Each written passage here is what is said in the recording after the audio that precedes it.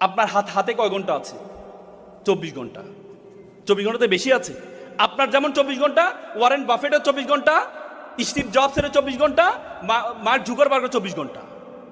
এই জন্য আপনাকে অন্যের 24 ঘন্টা আপনার অধীনে নিয়ে আসতে হবে। সেটা কেমন?